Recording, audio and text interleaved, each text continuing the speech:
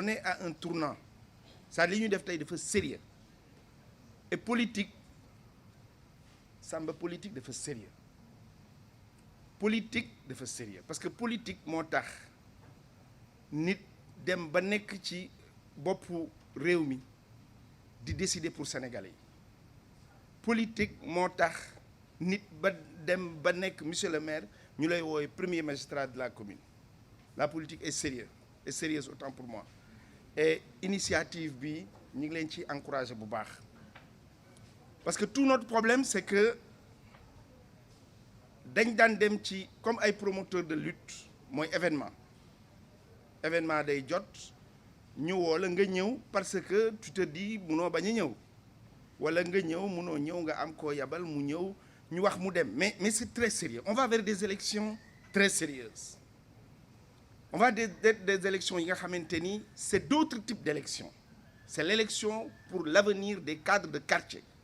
pour suñuy marché la pour suñuy daara pour suñuy école pour suñuy kër pour suñuy mbedd pour suñuy banlieue ñun ñu dëkkee ci SS li ci raw nag ñun mu soxal ñu mooy ñun ñi dëkk ci SS fi ñu dëkk mooy banlieue mooy gëblëga donc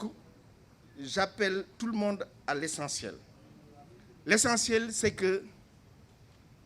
ku nekk ci dëgg nañ ñi la yaa ngi ci dëgg donte yow rek yaa nekk ci dëgg ku nekkul ci dëgg boo nekkul ci dëgg nañ la wax ni la yow mii de nekkoo ci dëgg donte booy ñëw di ñu wax ni président moo ñu yabal dinañ la président moo la yabal de waaye yow li nga def tegoo ko ci dëgg parce que moi j'ai eu la chance et le privilège de côtoyer l'homme Macky Sall de manière ininterrompue pendant 15 ans ininterrompue daggul benn yoon dama koy wax sama émission tey bi ma nee mais pour est-ce que yow li nga ñëw APR ma ni ko logiquement je devrais être un membre fondateur de l'APR parce que lépp fi la ma fekk je sais que cet homme bi ñu am du cautionner injustice cautionner wul trafic d'influence cautionner wul tamit désordre mais man damay wax ni je préfère l'injustice au désordre parce que quand il y a désordre quand il y a injustice c'est parce que da nga am ñaari saaku ceeb amoo benn saaku ceeb ma jox la benn mu baax mais désordre la kenn mënut a régler et nous au niveau de la ville de Thiès s'agissant de la mouvance présidentielle ci désordre lañ doon dem historiquement nous notre parti risque d'être le seul parti dans l'histoire à être au pouvoir et à n'avoir pas deux choses à Thiès un coordonnateur communal ñu xam ni yow la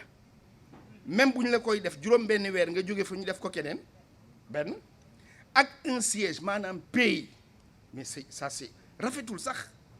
rafetul nous n'avons rien contre le département tout au contraire mais le département a son coordonnateur moi je n'essaie même pas d'être xam nga man lan laa xam man je me suis battu en politique pour ne pas être un figurant man kenn waxul mënut a wax Thiès di ma ci dindi waxuma ko ci bàkku mais dama ko wax ci lenn l'acte fondateur de la légitimité d'un homme politique c'est l'élection parce que mooy li xale yi wax foo toj man ba may commencer politique dama toog ak sama yaay yal na ko yàlla yërëm mu ne ma fexeel ba ñett yi fexeel ba sa gox bi nga dëkk ànd ak yow mais fexeel ba loola war ci ñi la wër loo ci mën nga def ko ci parce que ku dugg ci politique c'est lu ne feeñ on est allé à une élection en 2009 dans un contexte difficile on a eu 1000 voix on est parvenu à être conseiller municipal en 2014 c'était difficile nous avons remis ça nous sommes conseiller départemental avec 8 conseillers ñu ñëw taxaw donc dama leen di wax politique base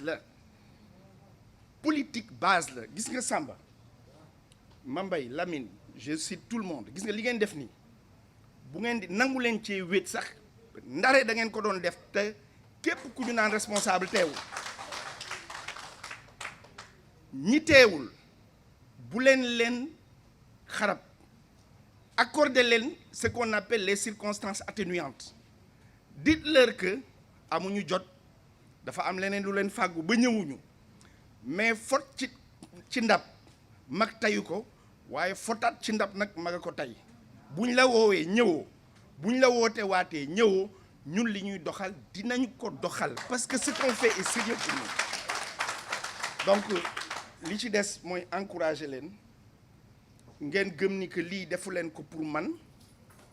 defu leen ko contre qui que ce soit defu leen ko pour kenn da ngeen ko def parce que ce que vous faites te tànn ko te mu tax ngeen di dem ci naaj wi yéen ñi tey kan la ci soxlaam waroon a mën a jaral ku ci amoon sa soxla tey heure bi jarul la ngay toog fii mais loolu ko jar nag ba ngeen toog dama leen di encourager une fois encore nañ ko def dans la vraiment dans la trajectoire impartiale wax nit ñi dëgg awli ci dëgg doxal lépp niveler nag les informations. Donc je pense que globalement surtout le dernier conseil soyez positif. ñun yoon bi ñu jël ak ki ñu àndal ak Macky Sall li mu wane keroog et je dis une chose, cet homme-là a réussi ce qu'aucun chef d'État n'ose tenter mooy nga taxaw ak ay jeunes ñu ni jeunes yi dañ laa bàyyi mais Macky Sall ndaanaan la damay wax mbër la ci politique ndaanaan la ci yorum réew mbër la ci politique ku mu ko seqal daan na la te kenn du laaj leen en politique l'histoire ne retient que la vérité des vainqueurs ku daan rek la ñuy laaj ndaanaan la ci yorum réew ndax ku ne woon lii dina ko fi def ci jamono ji ñu weddi ko mais li mu def keroog le 22 bu leen ko kenn banaliser